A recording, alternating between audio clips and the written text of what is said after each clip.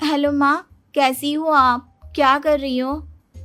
मैं तो ठीक हूँ, पर तू बता तेरा मूड कैसा है?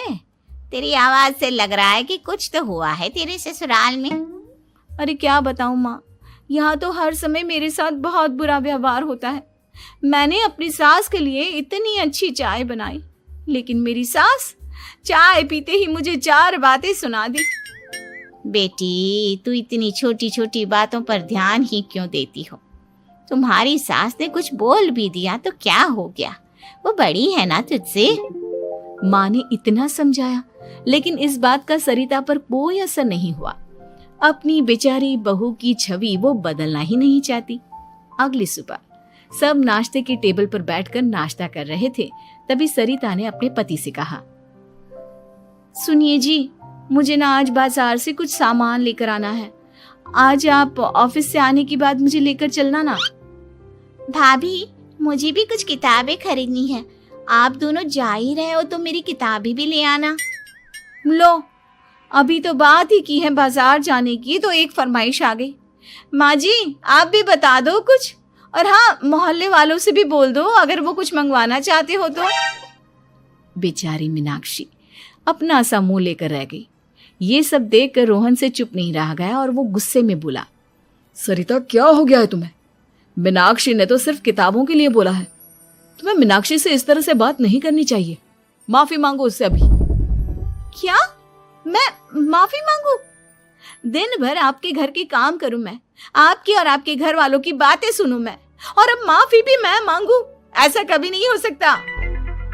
ये बोलकर सरिता वहां से चली जाती है। एक दिन उनकी पड़ोसन घर आती है। अरे सरिता, क्या कर रही है? और क्या करूंगी भाभी जी, बस घर का काम ही कर रही हूँ। आप बताओ कैसे आना हुआ? अरे मैं तो तुम्हारा हालचाल पूछने आई थी, लेकिन तुम तो बिजी लग रही हो। कोई बात नहीं, मैं बाद में आ जाऊंगी। और क्या करूं भाभी जी, जब से शादी होकर आई हूं ना, बस काम ही कर रही हूँ। और इस घर में ना कोई मेरी कदर नहीं करता। पति है जो बस घर से ऑफिस, ऑफिस से घर। ननद को तो कॉलेज से फुर्सत नहीं।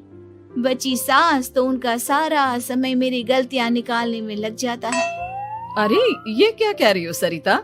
तुम्हारी सास तो पूरे मोहल्ले में तुम्हारी तारीफ करती फिरती है कि तुम बहुत अच्छी हो, पूरा घर तुम्ही ने संभाल रखा है। हाँ तो क्या हुआ, इसमें गलत क्या कहती है? सच्ची तो कहती है। मेरी मर्जी के बिना इस घर का पत्ता भी नहीं हिलता। शाम को जब रोहन घर आया तो उसने सबसे कहा, कल हम सबको मौसी जी के घर जाना है, उनकी बेटी की शादी है। सब अपनी अपनी पैकिंग कर लो, सुबह होते ही निकल जाएंगे। और सरिता, तुम कान खोलकर सुन लो, वहां जाकर किसी की बुराई भलाई शुरू मत कर देना, नहीं तो मुझसे बुरा कोई नहीं होगा। हाय हाय जी, आप तो ऐसे कह रहे हो जैसे मैं सुबह शाम सबकी बुराई करती फिरती हूँ। आज तक कोई कह नहीं सकता कि मैंने किसी की पीठ पीछे किसी के बारे में कोई बुरी बात बोली हो तो। अरे बस बहू, बात को और ज्यादा आगे मत बढ़ा। हमें सब पता है तू हमारे साथ क्या व्यवहार करती है। ये बात घर तक रखना, शादी में किसी को कुछ मत बोलना, नहीं तो सब कहेंगे कि शांति की बहू कितना बोलती है। हाँ हाँ, सब कुछ तो मैं ही बोलती हूँ ना। आप लोग तो हर समय फूलों की बारिश करते रहते हो मेरे ऊपर। सारी गलती मेरी है जो मैं इस घर में आई, सबका कितना ध्यान रखती हूँ, लेकिन फिर भी मेरी तो आप लोगों की नजर में कोई कदर ही नहीं है। अगली सुबह सब लोग मौसी जी के घर पर चले जाते हैं।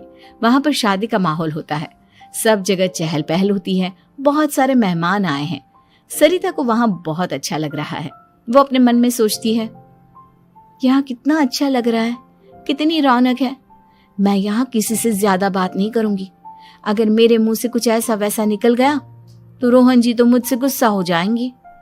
सरिता ये सब सोच ही रही थी कि वहां रोहन की कजिन साक्षी आ गई और सरिता से बोली, आप सरिता भाभी हो ना? जितना आपके बारे में सुना था, आप तो उससे भी ज्यादा सुंदर हो। हाँ वो तो है, मेरी सुंदरता की तारीफ सब करते हैं। मेरे मायके में तो सब यही बोलते हैं कि रोहन जी की किस्मत बहुत अच्छी है जिन्हें मैं मिली। लेकिन आप कौन है? मैंने आपको पहचाना नहीं। मैं रोहन भैया की कजिन हूँ। आपकी शादी पर नहीं आ पाई थी ना, इसलिए आप मुझसे मिली नहीं कभी। शांति मौसी और मीनाक्षी आपकी बहुत तारीफ करते हैं। क्या कहा तुमने? मेरी तारीफ? कभी नहीं। मेरे ससुराल वाले कभी मेरी तारीफ कर ही नहीं सकते। मैं इतनी अच्छी हूँ, मेहनती हूँ, लेकिन उन्हें तो मेरी कदर ही नहीं। सारा दिन घर का काम करती हूँ, फिर भी मेरी सास ना मुझे सुनाती रहती है, और पति भी मेरी सास की साइड लेते हैं। ना कभी बाहर ले जाते हैं, ना कहीं घुमाने। अगर घुमाने के लिए कभी बोल भी देना तो उनकी बहन बीच में आ जाती है। मैं कैसे रह रही हूँ उस घर में, ये मैं ही जानती हूँ। सरिता की ये बातें सुनकर साक्षी को बड़ी हैरानी हुई। अब वो हर किसी के सामने अपनी बड़ाई और ससुराल वालों की बुराई करने लगी। रोहन और शांति को सरिता पर बहुत गुस्सा आया, लेकिन वो चुप रहे।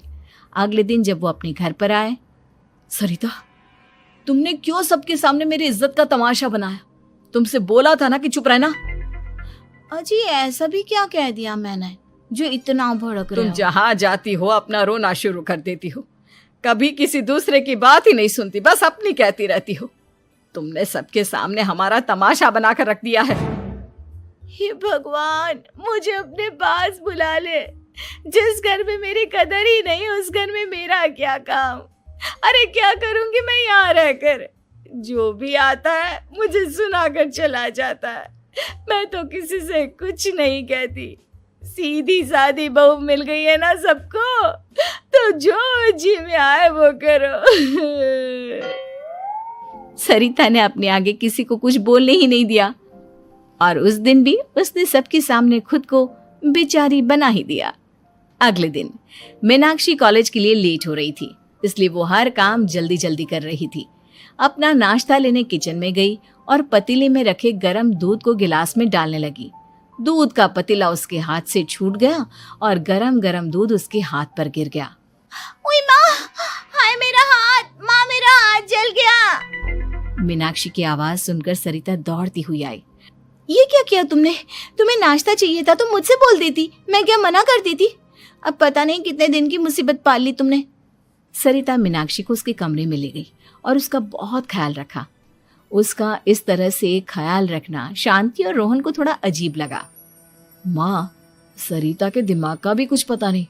कल शादी में सबको इतना कुछ बोलकर आई है हमारे बारे में, और अब मीनाक्षी की कितनी अच्छी देखभाल कर रही है। ये ऐसा क्यों करती है? बेटा, तेरी बीवी की ना आदत हो गई है सबके सामने खुद को बेचारी दिखाने की, और आदत इतनी जल्दी नहीं बदलती। जब ये बोलना शुरू करती है तो रुकने का नाम ही नहीं लेती, इसलिए इसे पता ही नहीं चलता कि ये किसके सामने क्या बोली जा रही है। लेकिन दिल की बहुत अच्छी है। हमें भी अपना दिल बड़ा करके ये जैसी है इसे स्वीकार करना चाहिए।